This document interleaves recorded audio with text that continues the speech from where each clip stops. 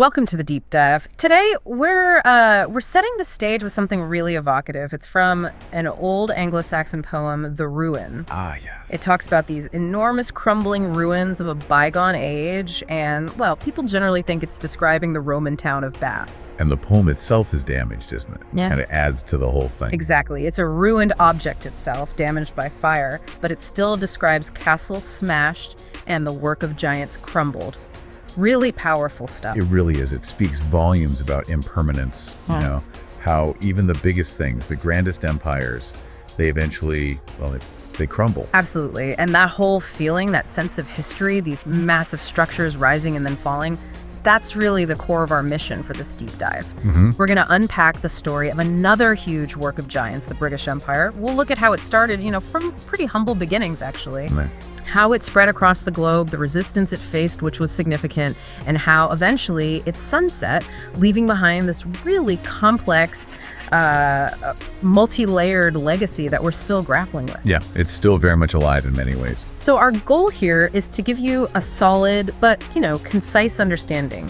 Key moments, some genuinely surprising facts, and the sort of deeper meanings that still echo today. And to do that, we've pulled together quite a stack of sources. We've got historical accounts, academic analyses, even some original documents. We've tried to boil it all down to the core insights for you. Okay, so let's start unpacking this, maybe looking back at an earlier empire. The Roman time in Britain, it feels like a useful parallel, thinking about that impermanence we mentioned. Definitely. The initial Roman conquest, well, it was brutally efficient, wasn't it? They swept into Wales, the Midlands. Pretty quick. Yeah, very quick. But then they got up to Caledonia, what we call Scotland now, and they hit a wall, basically. Fierce tribes like the Picts, the Miasi, they really met their match. It's amazing how you can almost feel that frustration, isn't it? There's that rare writing tablet they found from 92 AD. Oh yeah, the one from the rubbish heap. It's incredible. It calls the natives ragtag, says they're unprotected by armor. But yeah, very many cavalry who do not use swords. It just paints this picture of an enemy they couldn't quite pin down, Yeah. Unconventional. So they couldn't just steamroll them. Despite that, they kept trying to assert control, right?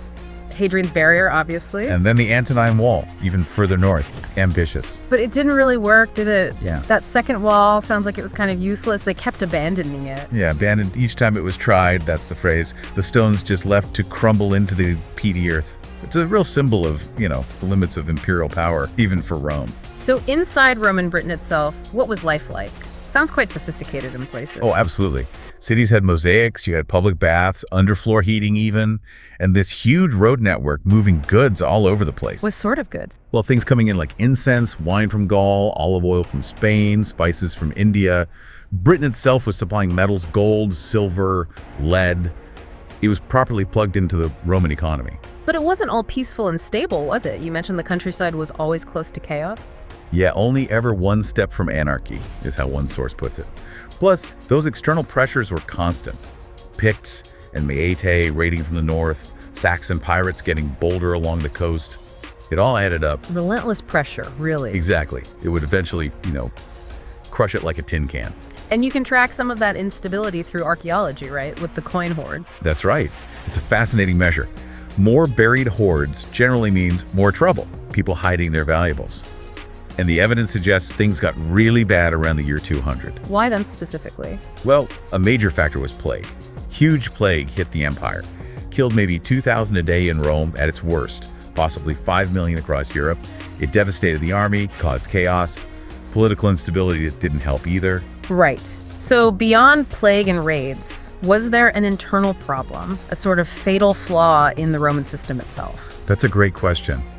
I think, you could argue the way power worked or didn't work sometimes. Supreme power kept shifting between these really powerful men, generals mostly, fighting for the top spot. So constant infighting. Pretty much. The cycle of power struggles, civil wars, it weakened the whole structure, leading to repeated humbling and the final fall. Like when General Maximus pulled troops out of Britain to make his own bid for power. What happened then? Well, it left Britain vulnerable, tore it pieces like dogs after a strip of meat, as one account vividly puts it, just ripped its defenses apart. So eventually Rome just Gave up on Britain. Pretty much, yeah. After Constantine's death, the thinking was it just wasn't worth it anymore. The whole empire was so weakened. I mean, the Goths actually sacked Rome itself in 411 AD. First time in 800 years. Wow. And in Britain, after the Romans left, what happened to the people, the culture? It was a massive shift. People basically stopped writing, or at least writing in Latin in the same way. They seemed to forget their Roman identity surprisingly quickly. They adopted incoming cultures. How do we know that? Burials are a key clue. Burial practices changed to match German and Norwegian customs, even though the genetics of the people buried are still fundamentally British. It's fascinating. In the cities, the Roman structure? They just faded, fell into ruin. Those monumental buildings, the bathhouses, just slowly and unstoppably crumbling. It really is a powerful echo, isn't it? So from those Roman ruins, let's pivot. Let's talk about the beginnings of England's own imperial story. Where do we start? Well, after the Romans left, England itself had to kind of coalesce, find its feet. A huge moment was Alfred the Great beating the Viking leader Guthrum. The Treaty of Wedmore. Exactly.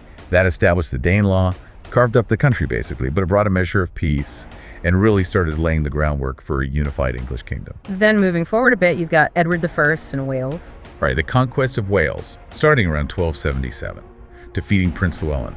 That was about consolidating power within the British Isles. A necessary step before looking outwards, really. And Henry VIII, breaking from the Pope. That seems significant too, not just religiously. Oh, hugely significant. It fundamentally changed England's power structure internally, making the monarch supreme and set England apart from Catholic Europe. It centralized power. Which probably helped when projecting power outwards, like against the Spanish Armada in 1588. Absolutely.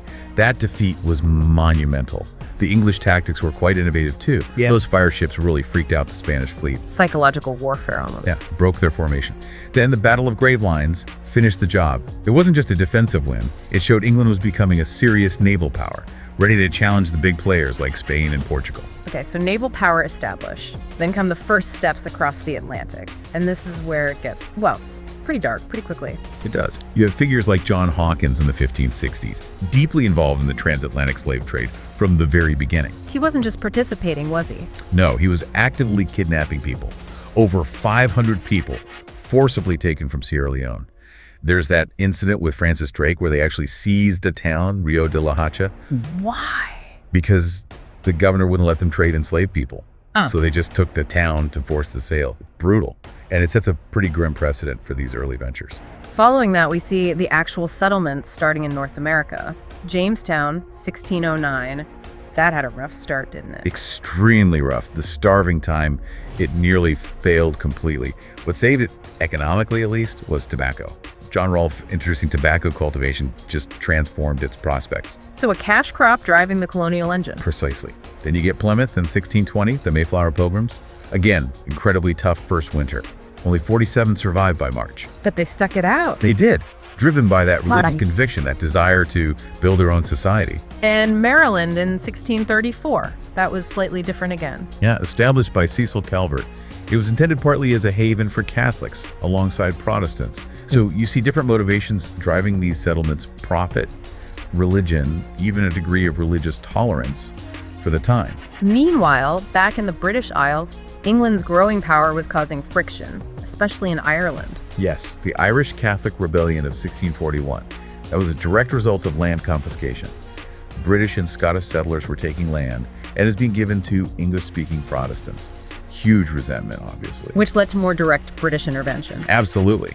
Oliver Cromwell's actions in Scotland, for example, were drastic. He didn't just crush the clan system militarily. He changed the landscape. Literally, ordered giant swaths of Scottish trees cut down for profit, turned what was apparently once prospering rainforest into the hilly, grassy fields we often associate with the Highlands now.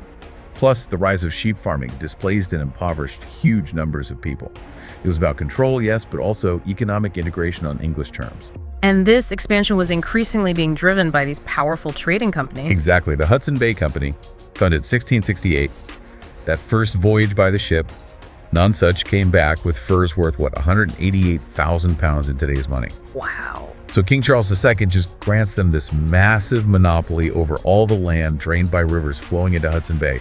Huge territory, huge economic power handed to a private company. And the East India Company in Bengal, how did their involvement start? Well, the Mughal Emperor Aurangzeb thought they were arrogant initially. Then a regional ruler, Nawab Murshid Quali Khan, tried to make them pay taxes like everyone else. And the EIC didn't like that. Not one bit. Their response was crucial. They decided to get involved in local politics to ensure their profits. That's the shift. From just trading to actively manipulating power behind the scenes, it's a slippery slope. This whole period also sees big shifts in England itself, the Anglo-Dutch Wars. Yeah, more rivalry. England grabs Dutch forts in West Africa and, importantly, New Amsterdam in 1664. Which becomes New York. A huge strategic gain. These weren't just skirmishes. They were about controlling global trade routes and key locations. And domestically, the Glorious Revolution of 1688, that seems pivotal. Absolutely pivotal. William of Orange comes over, James II flees, and Parliament grabs the chance to pass the Bill of Rights in 1689. Establishing Parliament's power over the monarch. Fundamentally, creates a constitutional monarchy. And what's really interesting is how quickly that news traveled and had an impact across the Atlantic. In the American colonies, Protestants felt emboldened, ready to revolt against their own governors, who represented the old royal authority. Okay, so stronger navy, more stable politics at home. Yeah. The stage is set for Britain to really forge this empire through bigger wars. The War of Spanish Succession. Right, ending with the Treaty of Utrecht in 1713. Britain gains territory Acadia, renamed Annapolis Royal. But maybe even more importantly, they get the Asiento de Negros. What exactly was that? It was a contract, giving Britain the exclusive right to transport enslaved Africans to the Spanish Americas. Horrific, obviously, but it gave Britain immense economic power, direct control over a huge, profitable part of the triangular trade. Then there's the wonderfully named War of Jenkins' Ear. What was significant there? Well, mostly it highlights the colony of Georgia, founded by James Oglethorpe. It was unusual, meant for the worthy poor, debtors escaping prison, and interestingly, it initially banned slavery. Really? Yeah, they successfully fought off the Spanish at the Battle of Bloody Marsh. It shows a brief moment, an alternative idea within the empire, though it didn't last. But the big one was the 7 Years' War, 1756, 1763. That seems like a turning point globally. Absolutely. British naval power was just dominant. They beat the French in India, took Louisbourg in Canada. The Treaty of Paris in 1763 basically cements British control over key parts of India, Bengal, Madras, Bombay, and they get Florida too. This is where the global empire really takes shape. After all that fighting, the British tried to manage the situation in North America with the Proclamation of 1763. Yeah, drawing a line, trying to stop colonists pushing west over the Appalachians, mainly to avoid more conflict with Native Americans. Keep the peace, reduce costs. But the colonists weren't really listening. Not really. And that disregard for British authority, combined with long-standing ideas about self-governance, well, it leads pretty directly to the American Revolution, starting 1775. Despite some early British successes, like Long Island. Right, but Washington's crossing of the Delaware, the win at Trenton, showed American determination. And then Saratoga-Burgoyne, surrendering that, was the game changer. Because it brought in the French. Exactly. That tipped the balance decisively against Britain. Losing those colonies was a massive blow. What about Canada during all this? A lot of loyalists moved north, right? He did, and Britain made efforts to keep Canada loyal. The Quebec Act in 1774 protected French Catholic rights and language, quite pragmatic. Later, the Constitutional Act of 1791 created Upper and Lower Canada. But it wasn't straightforward for everyone who sided with Britain. You mentioned former slaves. No, it wasn't. Those who fought for Britain, hoping for freedom, often faced terrible, harsh discrimination in Canada, which is why over 1,000 ended up sailing to Sierra Leone to found Freetown in 1792. A really complex story. The War of 1812 also helped shape Canada, didn't it? It did. Moments like the British taking Fort Detroit, the Battle of Frenchtown, these fostered a sense of Canadian identity distinct from the U.S. It all paved the way for the Dominion of Canada in 1867, uniting those separate colonies. Okay, let's swing back to India. The East India Company was getting deeper and deeper into politics. Absolutely. Installing puppet rulers, Nawabs like Mir Jafar, but even the puppets didn't always stay puppets. Yeah. His son-in-law, Mir Qasim, also tried to assert independence. It was this constant struggle for control. Until the Sepoy Mutiny in 1857. That sounds like a huge rupture. It was seismic, a real turning point. It showed the British that indirect rule through the company was just too risky, too unstable. So what changed? Well, the EIC was eventually dissolved in 1874. Its reign was over. And the Mughal Empire, which had lingered symbolically, was formally ended after 1857. The mutiny was the catalyst for a total shift in how Britain governed India. Leading to the British Raj, 1858 to 1947, direct rule. Direct rule. India was now governed by a Council of India in London. 15 members, none of whom spoke Indian languages, by the way. British governors appointed, English schools set up everywhere. It was about embedding British control much more deeply, much more explicitly. And around the same time, the scramble for Africa is really taking off. What enabled Europeans to push inland so suddenly? A big factor was disease, specifically malaria. It had always devastated Europeans trying to go inland. But then, mid-19th century, they figured out how to use quinine effectively as a prophylactic. Ah, so medicine opened the door. Largely, yes. Combined with technology, steamships to go up rivers, railways, the telegraph for communication, suddenly the interior wasn't impenetrable anymore. And strategic interests, like the Suez Canal. Hugely important. Completed 1869, Britain knew it was vital for the road to India. So in 1875, they cleverly buy up 44% of the shares from Egypt's ruler, Ismail Pasha. 4 million pounds, about 378 million today, secured their control over that vital waterway. But this expansion faced resistance in Africa too, like the Zulus. Definitely. Shaka Zulu had built this incredibly disciplined army earlier on. Later, King Cetshwayo refused to bow to British demands, leading to the Anglo-Zulu War in 1879. Despite the Zulus having spears against guns. Yeah. They won a famous victory at Isandlwana, but ultimately the British firepower was overwhelming. The Battle of Ulundi crushed the main Zulu army, and the kingdom fell by 1887. It's a tragic story of resistance against overwhelming odds. And the Boer War in South Africa. That sounds particularly brutal, too. It was. 1899 to 1902. British against the Dutch settlers. The Boers are Afrikaners. The Boers used guerrilla tactics very effectively. The British response included, infamously, these disease-ridden concentration camps. Not just for Boer fighters. No, for Boer civilians, and also tens of thousands of black South Africans were interned in separate camps under horrific conditions. Over 14,000 black South Africans died in those camps. Huh. A really dark chapter. So, looking at the empire at its height, let's talk about China and the Opium Wars.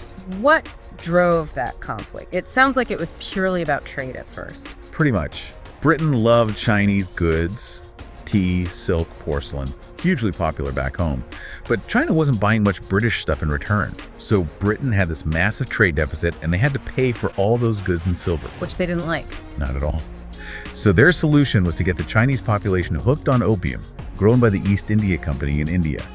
Balance the books by creating mass addiction. That's cynical. Did the Chinese try to stop it? Oh, absolutely. There were memorials, like Hugh Nazis in 1836, pointing out the evils spreading despite bans. Naval commanders issued warnings to foreign ships in 1837, get back to Guangdong or face military action. But Britain didn't listen. No. The First Opium War followed. Britain won, forced China to sign the Treaty of Nanking in 1842. And that's when they got Hong Kong Island. Just like that. Ceded territory. Just like that. Military force achieved what trade couldn't. The Second Opium War in 1856 led to the Treaty of Tientsin, and Britain gained Kowloon. Then the final piece, the new territories, came via a 99-year lease in 1898. It's a clear case of trade leading to conflict, leading to territory. And during this peak scramble for Africa, you have the Berlin Conference, 1884-85. What was that really about? Well, Bismarck called it mainly to stop the European powers going to war with each other over Africa. It was about managing the African problem, their problem, obviously by laying down some ground rules for carving up the continent, like the idea of effective occupation. Meaning you actually had to be there, boots on the ground, to claim it? Sort of, yeah. You had to demonstrate some level of control. But even with these rules, the reality on the ground could be horrific. Like the Congo Free State. Exactly. That was King Leopold II of Belgium's personal fiefdom, basically. From 1885 to 1908, maybe up to 8 million people died there, half the estimated population from indiscriminate war, starvation, reduction of births and diseases. Just appalling brutality in the pursuit of rubber and ivory. And Britain's share of Africa kept growing. Oh yeah.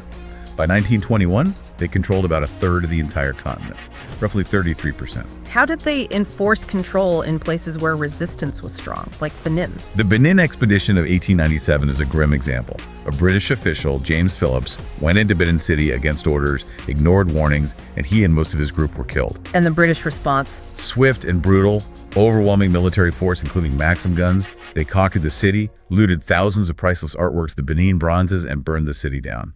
It was about punishment, asserting dominance, and seizing wealth. It seems like there were these elaborate justifications for all this, the civilizing mission. Yes, That was the common ideology across European empires. Britain, France, Belgium, Germany. They cooked up these theories of their own superiority, arguing they were bringing the light of civilization to unenlightened peoples. Looking back to Greece and Rome? Yeah, they even held up ancient Greece and Rome as sort of ideal conquerors to emulate. Thinkers like Alexis de Tocqueville wrote about this. It was a way of legitimizing conquest. Edward Said's idea of Orientalism seems relevant here too. Absolutely crucial. Said argued that power and knowledge are intertwined. Europeans created this body of knowledge about the Orient, Asia, the Middle East, that defined it as inferior, exotic, irrational. And this applied power of such cultural knowledge allowed Europeans to rename, redefine, and thereby control Oriental peoples, places, and things. It's about controlling the narrative to control the reality. But there was always resistance, right? That's what Gayatri Spivak emphasizes with the subaltern voice. Exactly. Spivak warned against ignoring the perspectives of the colonized, the cultural others. She pushed for self-criticism from the West and argued that anti-colonial resistance, in myriad forms, always existed alongside colonial power. It wasn't just passive acceptance. This brings us to complex figures within the empire, like Winston Churchill.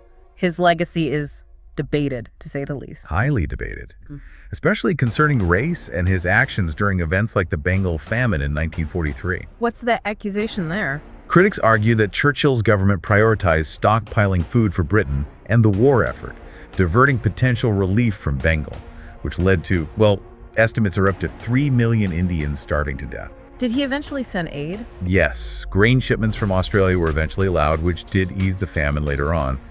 But historians like Shashi Tharoor and Madhusri Mukherjee place significant blame on his initial decisions and what they see as his indifference, possibly rooted in his racial views. He had quite explicit views on race, didn't he? He did.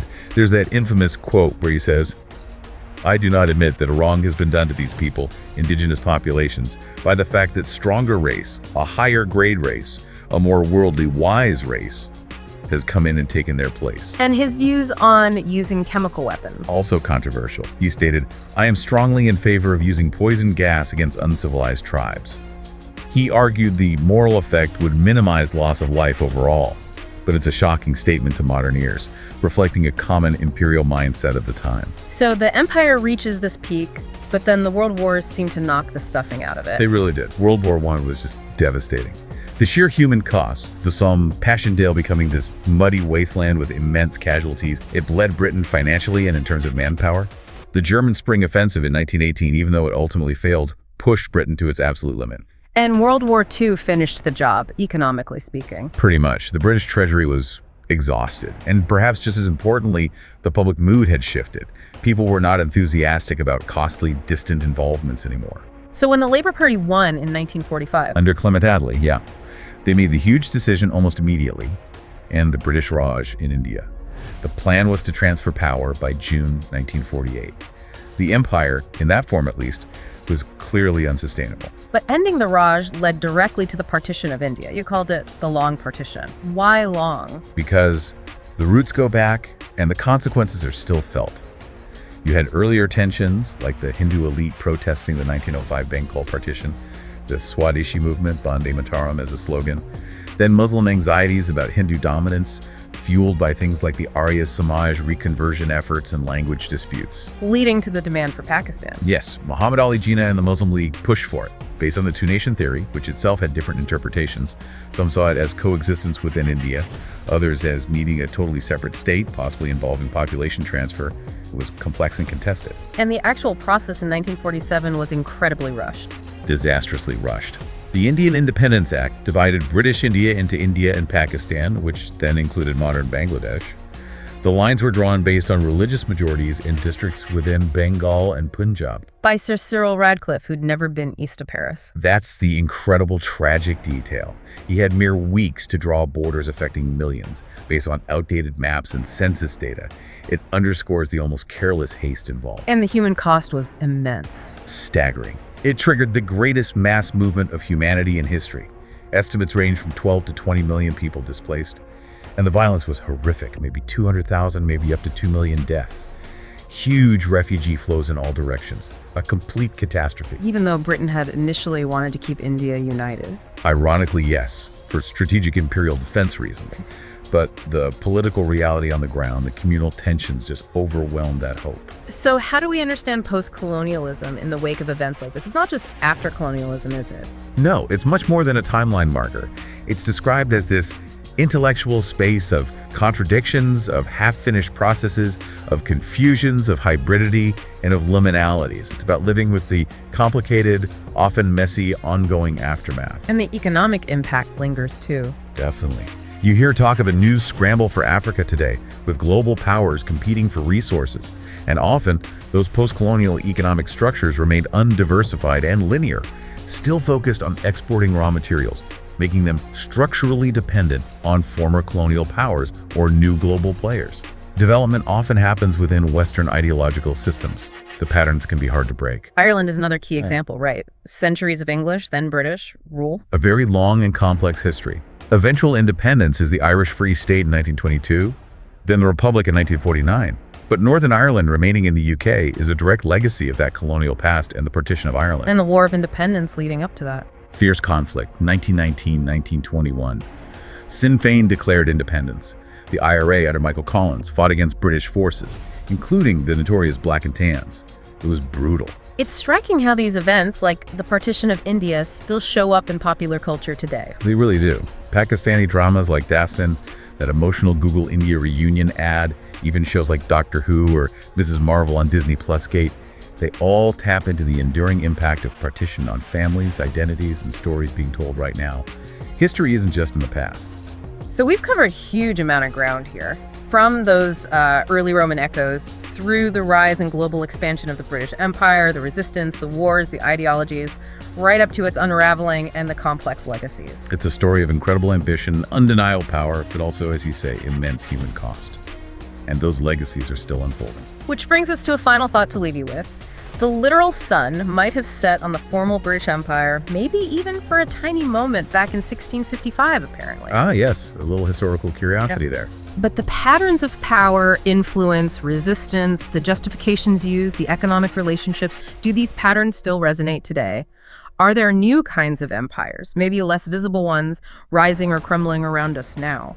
It's a really important question. What lessons can we actually take from this deep dive into Britain's imperial past? What stands out most clearly to you listening? And what questions does it raise about our world right now?